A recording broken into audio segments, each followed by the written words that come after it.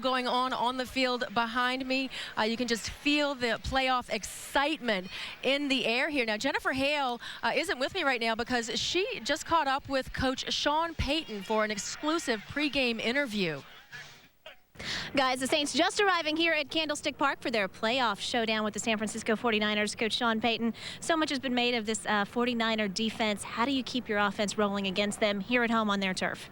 Well, it's a real good defense. They've played very consistently all year. The one thing that stands out is their takeaway numbers. You know, they lead the league with over 30 takeaways, so we're going to have to be real smart with the football. It's a real strong front inside, so some of the base runs that we run will be hard downs for us, but we got to be patient. And then, you know, it'll be interesting to see how they play in the nickel when we spread them out and get into our one-back sets. You know, hopefully we can create some lanes for our running game and then some big plays in the passing game.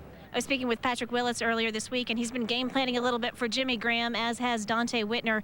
How does Jimmy win those matchups?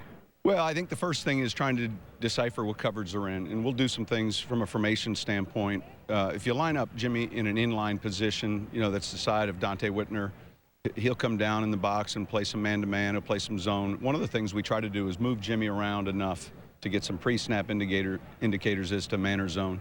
And we'll do that today. We've done it a bunch this season and get into some oddball sets.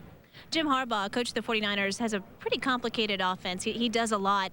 I know sometimes you pre-script plays. Do you think you'll do that again today come halftime, beginning of the game? We typically put together, you know, 14 or 15 plays to start the game, and then at halftime, probably a half a dozen, you know, based on how the first half unfolded and things that we maybe saw or took from that first half that we'll want to utilize in the second half. So maybe about 6 or 7. All right, you guys were out here yesterday for a walkthrough.